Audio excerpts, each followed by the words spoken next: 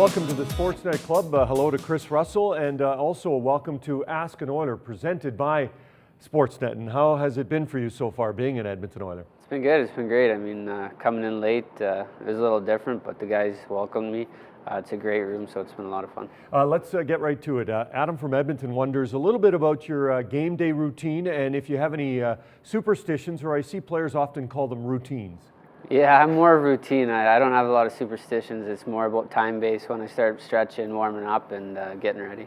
When you look at your career, have you changed at all over the years when it comes to what you do to prepare for a game? Yeah, I think so. I think the older you get, the more stretching and the more active you got to get. You're not as limber as you once were. So definitely, you know, as I get older, it's maintaining the body a bit better. Now, David from Grand Prairie is wondering, when it comes to wearing hockey equipment, is it about maybe the best protection, or is it more about comfort?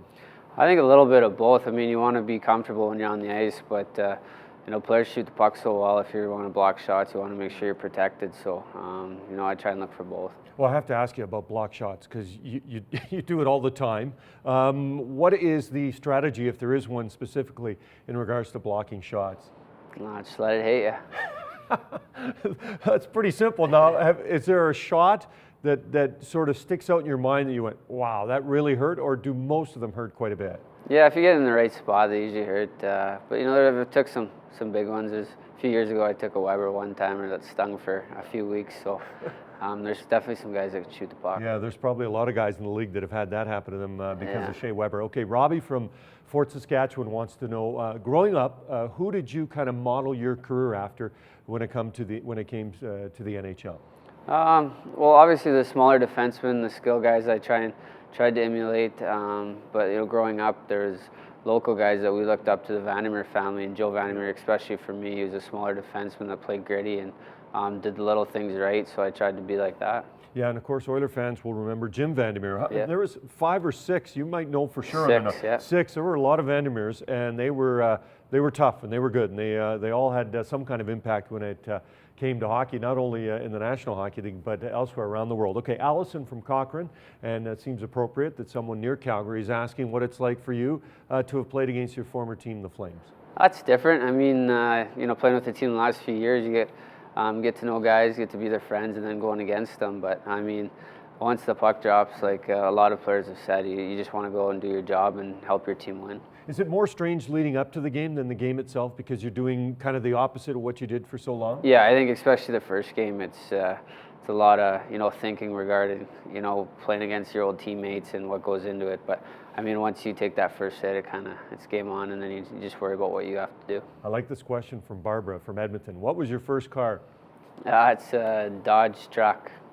It still Dakota. is? Or that was your first one? That was my first one. That was the one I drove around in junior with. Yeah, and was that something you bought off a friend, or got some help from your parents? No, got help from my parents, but we actually still have it at the farm and use it as a little farm truck, yeah. Well, I was going to say, you and your family strikes me as people who don't put things to waste, and that's obviously an example of that. Speaking of your family, I would not say undersized, but some people may be surprised how big your game is compared to maybe what your measurements are regarding height and weight.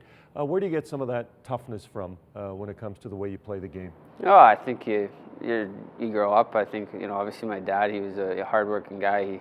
He was a bullfighter, so his career he took some big hits, and you know, when things happened to us as kids, me and my brother, you know, he'd always say, are you hurt or you're injured? And you know, there's a big difference. And I mean, growing up in a small town, we expected a lot from our community, and like, it's just the way, you know, you look at the Vandermeers, they grew up there, they're a tough family, never took anything for granted, and we just kind of followed suit. Yeah, great role models. Okay, Flavio from Rio de Janeiro is wondering, you know, where you have been on holidays, or where you would like to go on holidays?